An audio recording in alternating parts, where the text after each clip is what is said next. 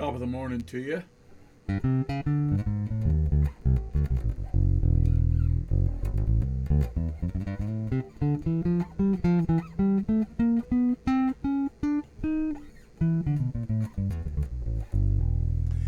Okay, now that I'm thoroughly and completely in the short scale base camp, after struggling back and forth for years, I'm redoing a few of my older videos with my new gear. And I want to revisit setting up your base to play as effortlessly as you can make it. I set my bases up the same way that Jeff Berlin does and a few other people. So anyway, here's the process. First of all, I get the neck minimal relief. I set the truss rod for minimal relief. Then I lower the bridge action down a fair amount, and then I use my fret files and I file the nut down. Now this is the trickiest part. This is a .012 StewMac maple shim. And what I do is I want the underside over the first fret, not just touching that, but I want that to lift it up just a hair. So I'm going for .08 to .010. If I were you, I'd start with the string just touching .012 and then see how your technique is so that it doesn't buzz. And then I recheck the relief, and I get these down to the 17th fret, just 4/64 or .04 above the fret between the string and the fret.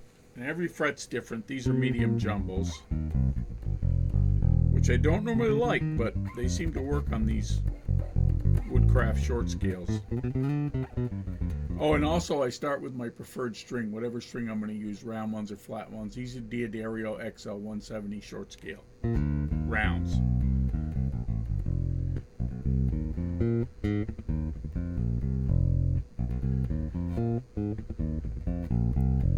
And this is the really important part for me. Most people don't realize they leave these nuts high like in a bad acoustic guitar setup, because even acoustic guitars are not supposed to be the way most of them are. And they start high to allow you or your luthier to adjust the nut height. So what I go for is what I was taught and have seen on videos by professional luthiers who work with basses, is you have the distance between the first and second fret, however much you depress the string, you want it to be a little more between the open note and the first fret. Just a little more. Not, you're not supposed to have to fight these things to play them. A lot of people think you do. They grow up playing them really high. They don't investigate, getting them to play better. And they hit the string hard, which chokes the tone rather than, I know some of you are thinking, well, Jamerson did it. Well, yeah, he did. He was an upright player. He played with a fair amount of relief and a high action. And it worked for him. I tried it. I didn't like it at all. And a lot of guys don't.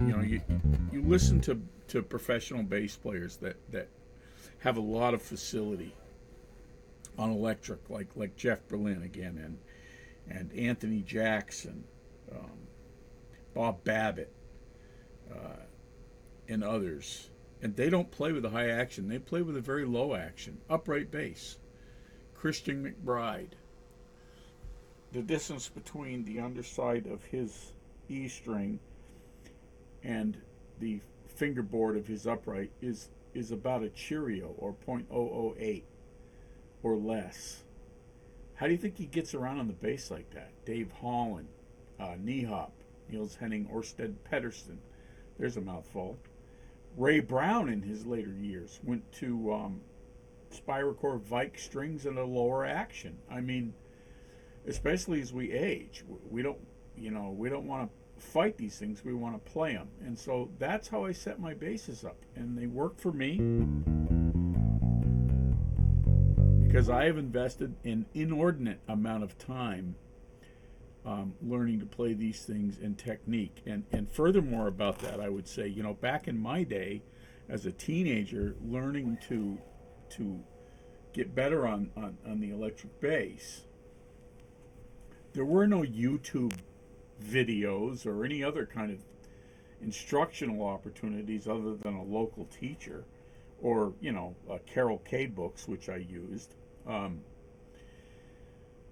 So the process for you younger guys, which is going to sound crazy, is, you know, vinyl albums and moving the needle back and listening and listening and emulating and emulating and emulating. And pretty soon, me personally, I learned how to emulate different bass players with the same bass just by altering my touch and how I played and where I played. And that kind of stuff is invaluable. So put some time into that. Think about how you're approaching the bass. Like, I'll play my signature line here. I'll turn the tone down about 50% down. And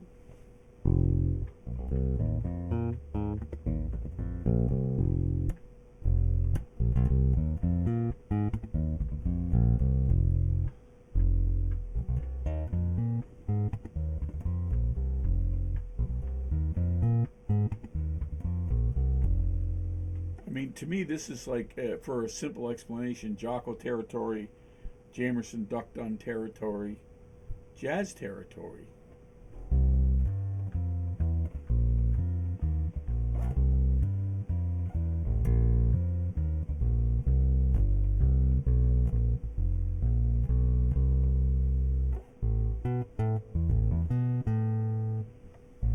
Get up in here.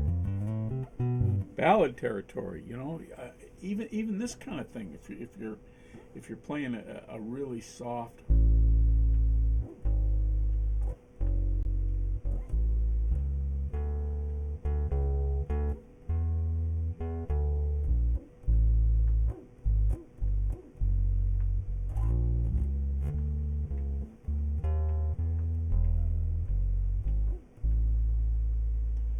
you know, it's all about the touch, where the rubber meets the road, and the setup.